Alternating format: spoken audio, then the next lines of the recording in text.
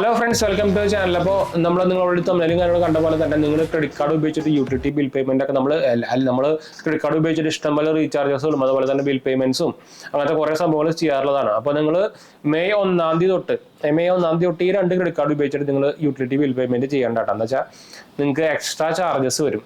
അപ്പോൾ നമ്മൾ പറയാൻ പോകുന്നത് 2 ക്രെഡിറ്റ് കാർഡുകളെ കുറിച്ചാണ്. നമ്മുടെ IDFC ബാങ്കിന്റെ ക്രെഡിറ്റ് കാർഡുകളും അതുപോലെ തന്നെ യെസ് ബാങ്കിന്റെ ക്രെഡിറ്റ് കാർഡുകളും.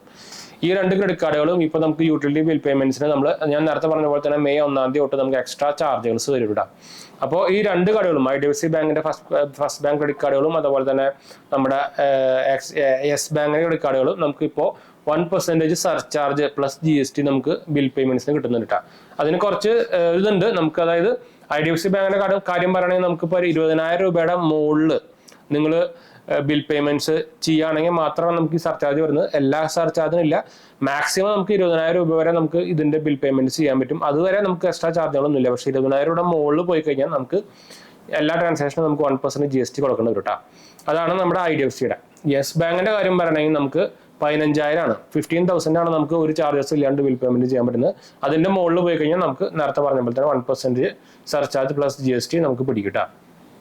അപ്പോൾ അത് മാത്രമല്ല, നമ്മുടെ IDFC ബാങ്കിന്റെ ക്രെഡിറ്റ് കാർഡുകളുടെ കാര്യം പറഞ്ഞാൽ നമുക്ക് നമ്മുടെ ഡൊമസ്റ്റിക് എയർപോർട്ട് ലോഞ്ചസും ഭയങ്കരമായിട്ട് കുറച്ചു.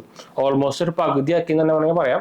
Depends upon selected credit cards. ഇപ്പൊ നേരത്തെ ഞാൻ പറഞ്ഞ ചാർജുകൾ കുറെ വേറെ 2-3 ക്രെഡിറ്റ് കാർഡുകൾക്ക് അതിന് എക്സംഷൻ ഉണ്ട് കേട്ടോ. അതായത് നമ്മുടെ first private credit card, LIC classic credit card, LIC select credit കാർഡിനൊന്നും ആക്ച്വലി ഇത് ബാധകമല്ല കേട്ടോ. പിന്നെ എയർപോർട്ട് ലോഞ്ചസിന്റെ കാര്യം പറയുകയാണെങ്കിൽ നമുക്ക് ഓൾമോസ്റ്റ് ഉള്ളത് പകുതിയാക്കി, almost down to 4 visit per year ഒക്കെ ആക്കിയിട്ടാ. അപ്പോൾ പിന്നെ നമുക്ക് നേരത്തെ പറഞ്ഞ നമ്മുടെ യെസ് ബാങ്കിന്റെ കാര്യം എല്ലാത്തിനും നിങ്ങൾക്ക് അറിയായിരിക്കും. ഇപ്പോൾ ആക്സിസ് ബാങ്കാണ് ഏറ്റവും കൂടുതൽ ഡിവാലുവേഷൻ സംഭവം നടന്നിരിക്കുന്നത്. പക്ഷേ പ്രീമിയം കാർഡുകളടക്കം ഭയങ്കരമായിട്ട് ഡിവാലുവേഷൻ വന്നിട്ടുണ്ട്. അപ്പോൾ ഇനി യൂട്ടിലിറ്റി ബിൽ പേയ്മെന്റ് ചെയ്യുമ്പോൾ സൂക്ഷിക്കാൻ മറക്കണ്ട. ഞാൻ റെക്കമെൻഡ് ചെയ്യുന്ന കാർഡ് യൂട്ടിലിറ്റി ബിൽ പേയ്മെന്റ്സിന് ആമസോൺ ICICI കാർഡ് തന്നെയാണ് ഞാൻ ഉപയോഗിക്കുന്നതാണ്. നമുക്ക് അതും ഞാൻ ആമസോൺ ത്രൂ തന്നെ ബില്ല് മോസ്റ്റ്ലി എല്ലാത്തിനും അടയ്ക്കാറ്. ഇപ്പോൾ ക്രെഡിറ്റ് കാർഡ് മാത്രം ഞാനിപ്പോൾ അത്യാവശ്യം നമ്മുടെ ക്രെഡിറ്റ് ആപ്പിലേക്ക് മാറ്റിയിട്ടുണ്ട്. അല്ലെങ്കിൽ ആമസോൺ ത്രൂ മോസ്റ്റ്ലി മിക്ക കാർഡുകളിലും ബില്ല് അടയ്ക്കാറ്, അല്ലെങ്കിൽ നോർമൽ അവരുടെ ഒഫീഷ്യൽ ആപ്പ് കൂടെ.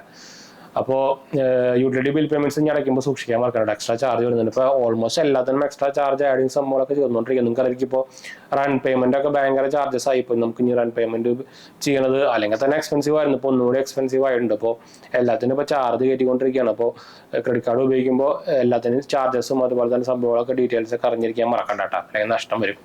അപ്പോൾ എന്തായാലും നമുക്ക് വീഡിയോ വൈൻഡപ്പ് ചെയ്യാം. നമ്മുടെ 2 ചാനലും കാണാത്തവർ പോയി കണ്ടു നോക്കുക, സബ്സ്ക്രൈബ് ചെയ്യുക, സപ്പോർട്ട് ചെയ്യുക. നമ്മുടെ പുതിയ ചാനലായി JJH വേൾഡിനെ കാണാത്തവർ പോയി നമ്മളതിൽ നിങ്ങൾ ടെക്നിക്കൽ ന്യൂസും മൂവി ന്യൂസും ഫിലിം ന്യൂസും ഒക്കെ നമ്മൾ ചെയ്യുന്നത് നിങ്ങൾക്ക് ഇൻഫോർമേറ്റീവ് ആവും. സബ്സ്ക്രൈബ് ചെയ്യുക, നമ്മുടെ ഫ്രണ്ട്സിലേക്ക് നമ്മൾക്ക് ഒന്ന് ഷെയർ ചെയ്യാം കേട്ടോ.